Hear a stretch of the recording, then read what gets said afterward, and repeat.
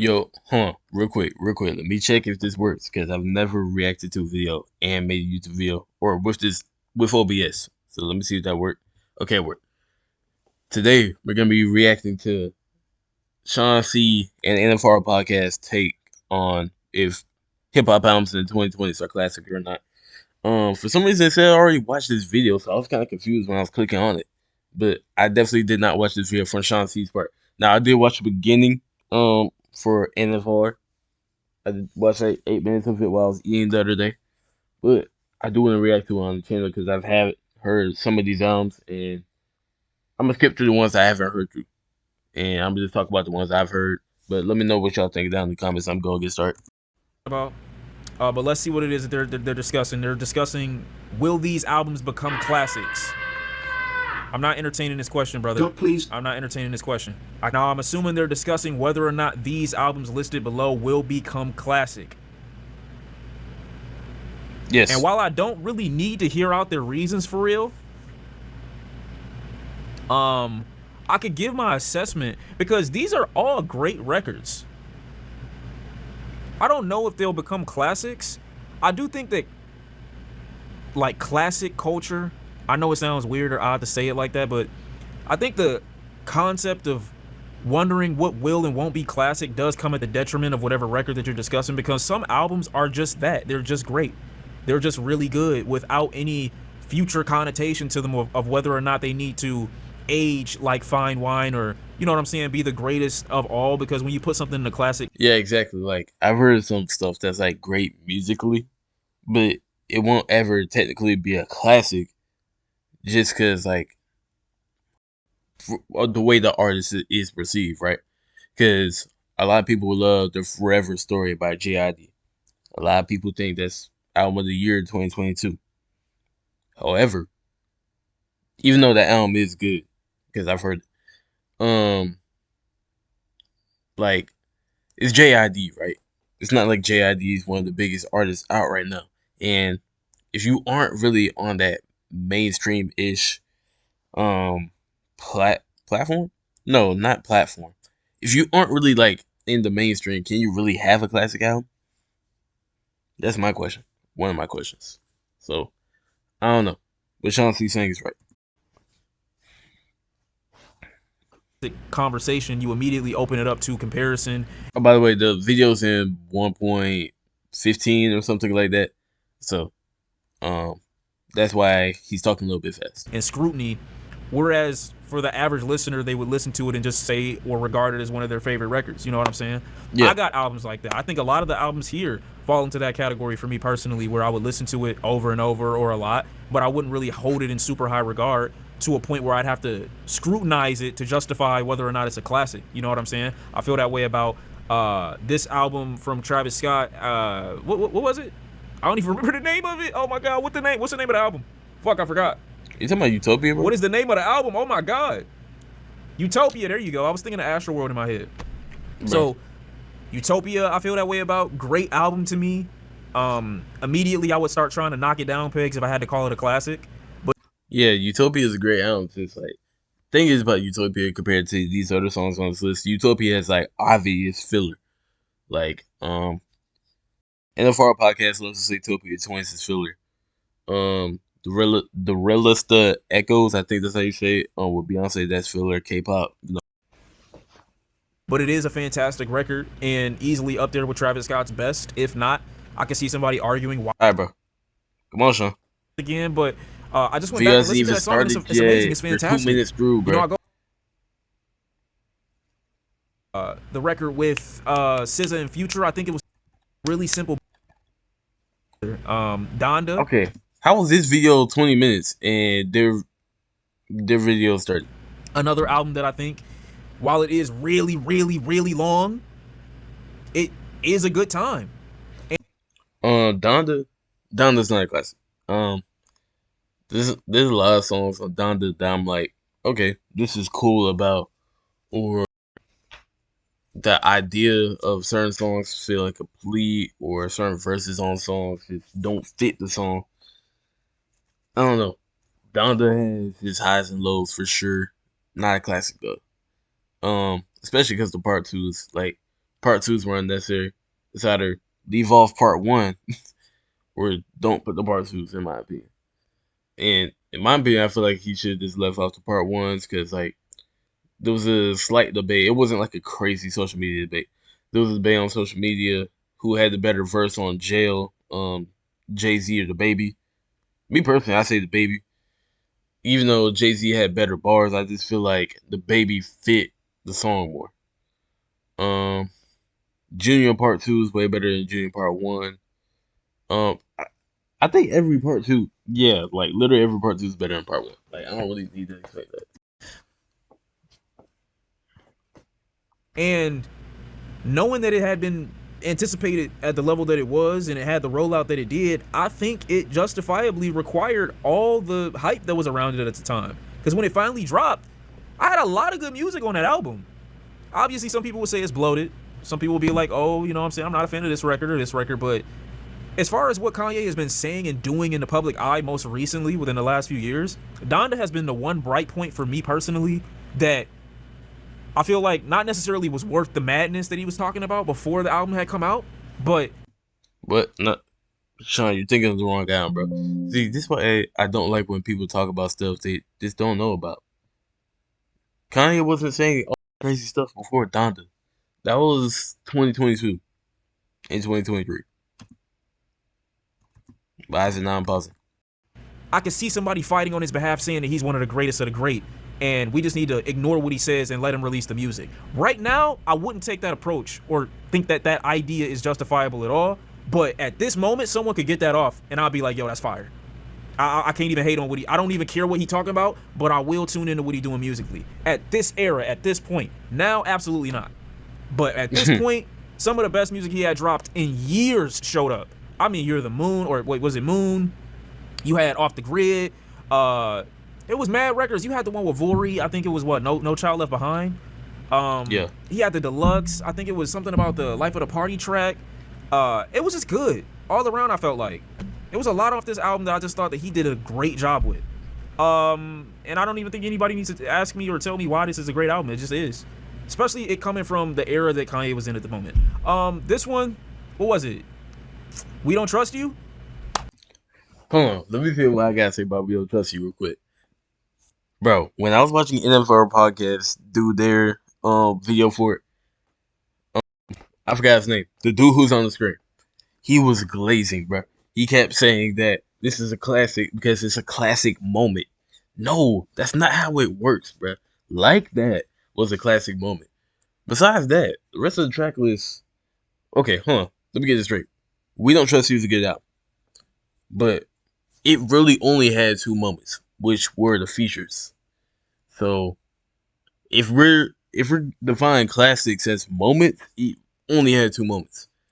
Now, the other thing is I don't think Future at this point in his career can have a classic album because Future is a great artist. Because We Don't Trust You was good. We Still Don't Trust You was alright. Mixtape Pluto was good, but I don't think Future at this point in his career can create a 10 out of 10 album. I literally just don't think it's possible.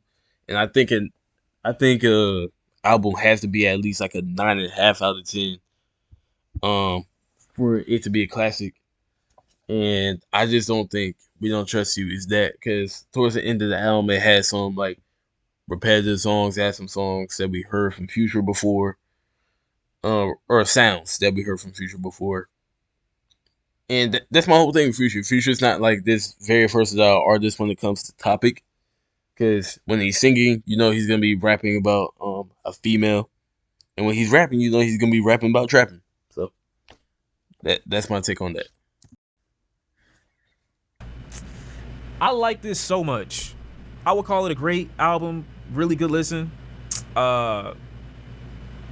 Beats were great. Future's performance on it, I think, was pretty good. Yes. Features were good. Like That is still some people's favorite. It's one of my favorites off the album. But I do got a lot of other records off of We Don't Trust You that I think are fantastic. And if I could read them off, like, because of the way and how many albums Future dropped this year, how much like music came out from him, I think it kind of neutered, or maybe made people forget about what he did with Metro earlier in the year. This is the issue with Future and the quantity of his drops. But This was, I mean, we had Ice Attack type shit. The intro record was great. Young Metro was good. Like That was fantastic. Cinderella, even though it was underwhelming after it came out, like, I still needed it. It was a good record. GTA, I mean, it was just a lot of shit. Seen It All, the last track. I mean, I thought that was a really strong release this year. I ain't gonna lie, I do have to re-listen to like 3 of the songs on the album because like when I first listened to the album, I didn't like pretty much the whole second half. I came around to it a little bit, but I only went back to it like 2 times after my first listen. So Mr. Morale, y'all don't need to go on and on about this one, bro. I already know what the reason that you're gonna give it. And while I do have my discrepancies with it from a concept perspective, it's definitely his most considerate album, his most thoughtful record, his best writing, I think, shows up Does here. not Mike Delete later get a nomination? No. That Pie record was phenomenal. No, it doesn't. It doesn't get a nomination. oh my bad. I don't know if this will become a classic. Whoa. It's definitely his most considerate album, his most thoughtful record, his best writing, I think, shows up Does here. not Mike Delete later get a nomination? No. That Pie. I don't know if this. I've listened to Mr. Morale, even though it's been a decent amount of time. I don't think Mr. Morale's a classic. Yeah, this is a lot. It's a lot. It's a lot. Will become a classic, but it's definitely one of his best records. What are you talking about? Kendrick doesn't have a lot of records. Saying that's one of his best records is not really saying anything. It's one of his best records that I'll go to the least, but it is 100% one of his best records. Gotta give him credit. Gotta give him credit for it. You know what I'm saying? And I'm not mad at nobody calling it a classic, because there are themes on this album that show up there I'm just blown away by. Genuinely, from a writing perspective, he's shown himself to be the only one that's capable of going and approaching topics like that at the length that he approaches some of them, and with the consideration that he approaches some of it with. So I give him his credit. I do. I definitely give him his credit. Then we got Call Me If You Get Lost. I don't see that becoming classic. It takes from a lot. Lyrically speaking, I think there are some good themes. I don't remember the name of it again, but that's easily one of my favorite joints that Tyler has ever. Oh, by the way, I'm skipping this Tyler part just because I'm not a Tyler fan. I haven't listened to it. I may get around to it at some point though.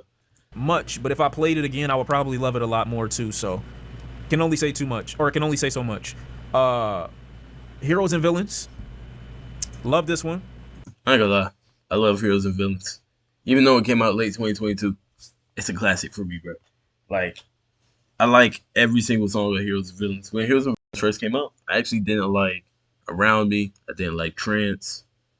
And there was another song I didn't like. I don't remember what it was. It may have been All the Money We're Gonna. But I like every song on Heroes and Villains. Even though there technically isn't really a theme throughout the album, it feels like it does at the same time. Like, if you really dig deep into it, it kind of does. And then some of the songs, you just get some of the best performances you've seen from these artists, like, ever. Like Metro Spider, Young Thug with Metro Spider, Don Toliver on Too Many Nights, Future on Superhero, and Travis Scott, very all around on this album. 21 Savage on Umbrella, ooh, and Walk 'Em Down. I'm not gonna lie, it was just a great album all around. We got some psychedelics I've never heard from Travis Scott and Young Thug. Travis Scott and Young Thug don't miss. They need a collab album before, or after Young Thug gets out, they need a collab album, bro. I'm saying right now. Again, lots of great music, really fun listen. Came out at the wrong time of the year, in my opinion. I will say that. Came out at the wrong time of the year, but definitely a strong addition to Metro's discog and a powerful performance from, I think, most people involved, especially Don Toliver being spammed as much as he fucking was. But he did have strong additions. Future was on this, 21 Savage, Travis Scott gave sometimes and other times he didn't. I think Drake had a song on here that was supposed to be included at one point but didn't. And Metro Spider shows up on this bitch, which is one of my favorite Young Thug performances ever. He did his thing on there. He did his thing on there. So yeah, definitely really fun. Don't know if I call it a classic or not, but really, really good project. Definitely really good project. Chris Brown wasn't needed. I don't think that Chris Brown wasn't needed. I think that Chauncey watching an NFL I don't think Chris Brown's part was bad. I know a lot of people hate on Chris Brown's part. I don't think it was bad. video was not on my 2024 bingo card. Why do you have a bingo card? Check please. Whole lot of red. I don't think that Whole Lot of Red is a classic.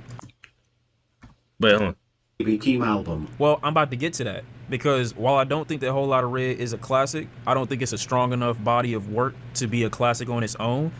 I've heard this album's influence years beyond its release, and I got to give it its credit once again. yeah, that's literally exactly what I was gonna say. I feel like Sean C likes Whole Lot of Red a little bit more than me. There's like 24 songs on Whole Lot of Red, and I would say only like 9 to 12 of them. I don't know at the top of my head, but I've literally tried so many times. Whole Lot of Red might be my most re-listened to album, just because not everybody, a lot of people love Whole Lot of Red, and I'm just trying to understand why I don't like Whole Lot of Red, but I like people like Yeats, I like people like Ken Carson, I like people like Destroy Lonely. I just don't like Whole Lot of Red. But obviously, obviously, we see the impact of Whole Lot of Red with all these new artists coming out. Like the rappers I just named, obviously, Yeet, Ken Carson, Destroy Lonely. Um, and then obviously just the whole underground rap in general. Like you can name thousands, hundreds of artists that are underground that have been influenced by Cardi or even Uzi. So if you want to talk about influence, because that does kind of play a part in the classic, right? If you want to talk about influence, Whole Lot of Red is technically a classic, but it's not a classic for me at all. Not at all. It has some good songs on it though.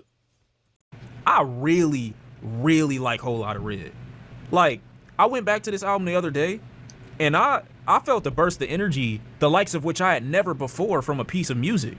Like, this shit was, like I said, and I say it again, I say it every time I talk about Whole Lot of Red, exactly the way people talk about Die Lit is how I feel about Whole Lot of Red. That energy, I feel that primitive, like, first instinct yell energy coming out of Playboi Carti's voice. It's just like what your first reaction would be if you were in the studio or if you were hearing the sounds that were on this album. What would your first instinct be? And on a lot of these songs, I'm just getting primitive Carti. He giving me some energy that I just didn't get from other niggas at the time, and I fuck with it. I don't know if I call it a classic, but I really, really, really, really, really, really like Whole Lot of Red, and I gotta respect it and appreciate it. I don't know if I, accept somebody calling it a classic, but that's one of my favorite joints. Probably my favorite Playboi Carti project. And yes, I am a fan of his self-titled album, but this one, it hit me like instinctively. Like it hit me exactly where it needed to hit, and I don't even feel like the nigga was trying. But yeah, I love Whole Lot of Red. Keep going. Denzel Curry's Melt My Eyes. As respectfully as possible, I think that Denzel Curry has a Melt My Eyes. Not saying that this one isn't good, but I think he has a better version of this in the future. I definitely do. I'm not saying that this album isn't great on its own, because it definitely is. And I will go back to it. There's Walkin'. Let me go back to the track list and see what songs that I really Okay, so here's my take. I've listened to this album. I think this album's pretty good. There's some songs I didn't like, just cause like there's certain songs that like, even though it could have a good topic, even though it could be solely great, it's just like not my type of music. Not something I'll put on my playlist or something like that. Um, this album's good. I don't think it's anywhere near classic. I think it's kind of overhyped. Um, I just don't understand where. So okay, basically, if you go on social media and look up, I mean not look up. If you do like a Twitter post asking what's the best rap album of 2022, most people are gonna say this album, and I just don't agree with that. Like, even though topic matter, again, it could be better than something else that has no topics. It's just like energy music, right? It doesn't matter if it's not good, right? Like that's my thing. A lot of these rappers could have topics in their music or just be different, not rap about sex, money, drugs, whatever. If the music doesn't sound good, it doesn't matter. Again though, this doesn't necessarily apply to Denzel Curry. It's just like some of the songs were like boring. I would say it's still like a 8 out of 10 album, kind of. Nah. I'm giving it too much credit. Like 7, close to a 7, but not classic. Favored it. Real quick, I'm gonna skip to my turn just because I gotta hear what you guys say about my turn, bro. Because I know Chauncey kind of likes Lil Baby, but I don't know how much he does. Yeah, he had I think the live version That's crazy to think that Whole Lot of Red and My Turn came out in the same year. of this, or it was a different version of this. I don't. He definitely did.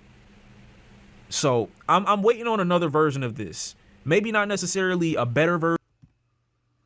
I think the most. It's like the most retro. Him in his most like him in his best state to me. You know. I really thought he had a really good artistic evolution by the time we got to this project, but I know he could take it a step further. I definitely know he could take it a step further. Classic to me, but I get what you're saying. Yeah, I'm saying it in a way that's not like disrespectful. You know what I'm saying? Then we got my turn. An album that released 2 years ago cannot be considered a classic. I love the album and I believe with time it will become one. They need to let albums breathe more. My Turn is terrible. I don't think My Turn is terrible. My Turn is not terrible. My Turn is actually one of my favorite albums of all time. Real quick, I just want to say, I like Heroes and Villains better. My Turn. I do want to say that. I already gave Heroes and Villains classic status. Heroes and Villains might be one of my top 5 favorite albums ever. Anyway, My Turn, great album. Lil Baby kind of has the thing Future has though, because Lil Baby is Lil Baby. It's not like he's very versatile.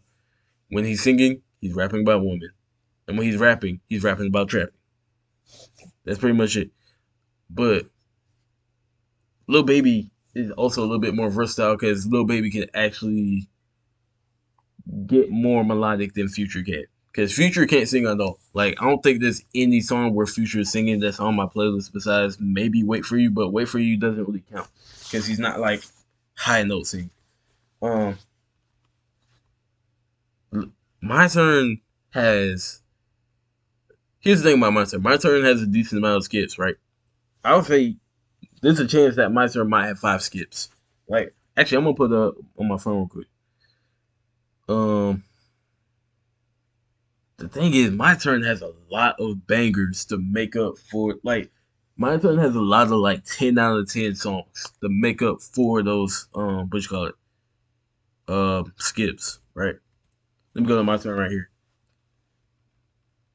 My Turn Deluxe is 26 songs. There's 3 songs on my plate. Actually, there's technically only 2 songs that's not on my playlist on here, right? Which is Gang Signs and Herd, by the way. Consistent, it's kind of mid. It's not on my playlist. Forget that. Solid. All those are mid. Not really on my playlist, right? Um,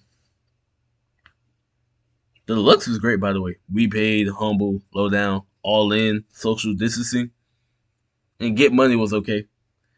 Uh, but if you go to the main album, bro, like there's only I ain't gonna lie, hold up, real quick. In the first 15 songs, he did not miss at all. First 15 songs, there's like 8 songs that are like 10 out of 10s. It's just crazy. My Turn for me is like a 9.2 out of 10 or something like that, somewhere around there. But classic, it's a classic for Lil Baby, but I don't know if it's a classic in general. Like, here's the thing: I've definitely this year, and I know My Turn came out in 2020, so this is kind of hard comparison. I've definitely went back to Heroes and Villains more than I've gone back to the entirety of My Turn. Actually, I haven't gone back to the entirety of My Turn because again, it has so many skips. Actually, that's my answer right there. My Turn is not a classic just because I can't go back to the album, bro. Excuse me. Because even albums like Pink Tape, I can go back to the album even though there's like 3 songs I don't like on there. It's same amount of tracks. Wait, no, there's like 4 songs I don't like on there, but you get what I mean. My Turn, I can't really go back to the album because like it's not like something you need to listen to from front to back. It's just like songs on a playlist for it. That's why people always say, or people like to say that most albums that come out nowadays are just playlists. Which I get what you're saying, but I don't necessarily agree with that favorite artist. But I don't think My Turn is classic. But again, I love the album. It's just like it's a Little Baby. I don't know if Little Baby, especially at this point in his career, is capable of having a classic. I think it's a good showcase of what Lil Baby was doing in 2020, I believe is when that album came out. It had a lot of hits on it. It showcased a lot of his style and kind of summed up what Baby or Lil Baby could do on a track, on the mic. I don't think that that means that he was at his best when this album came out. I don't think that that means that he was putting out the best music at the time of this album's release, but it did summarize who Lil Baby was and what his skill set was in a way that I thought was sometimes rhythmic, sometimes showcasing how good his flow was, and just how aggressive, like not necessarily aggressive, but just how like Hungry. on dick he was when it came to the beat. So What? Sean, what are you talking about, bro? Come on. just how aggressive, like not necessarily aggressive, but just how like on dick he was when it came to the beat selection. Like he was really all over the track. You know, he wasn't really giving it What? So you say that after you say that? much breathing Hold room, on. which is something that Jack, I say appreciated, something. especially knowing Please. that Lil Baby at that particular point in time was marketed as somebody that didn't know how to rap. You know what I mean? I would probably call this a classic one time. My turn I is a think classic. the way this thing introduces itself and the room that I feel like I'm in when I listen to Alfredo Oh, he's is in my Alfredo. and Mr. Oh, by the way, the last one we're gonna do is Black Blue because I did not listen to Almost Dry. I don't even know the last one is, but it looks like it's made by um um what's that one dude name? I don't know. Morale. The Maybe. JPEG Mafia album either. Baby Keem, Melodic Blue. I'm still waiting on it to fully click. You know, it's a lot of great records off of here. A lot of great song ideas that I don't think are fully fleshed out land on this project that I think may be fully realized for his next body of work. This was one of my most anticipated albums of 2021. So when it came out, I wouldn't say I was disappointed, but I was like, okay, I see where you was going. I found myself saying that a lot when I was listening to this album. I see where you were going. Bro, like I don't know how to feel about Melodic Blue because I feel again like it's not nearly as much as Solo I read, but I feel like I'm missing something when it comes to Melodic Blue, bro. Melodic Blue is not a fantastic album. I don't even think it's an 8 out of 10 album. It's probably like a 7 out of 10, somewhere around there, maybe like 6.5 or something like that. Um, I'm not saying I don't get Baby Keem. I see why Baby Keem's good. Um, Baby Keem's voice is unique. He has a lot of different flows. He's capable of rapping about a lot of different topics, and he's literally just like Kendrick Lamar's cousin. Like he's taking a lot of stuff from Kendrick Lamar. It's just like I feel like he actually needs to put that in full effect. That's why I'm kind of confused on why Baby Keem has become over it. I'll say that. Even though I was a fan of Baby Keem 2021, 2022. Um, yeah, 2021, 2022.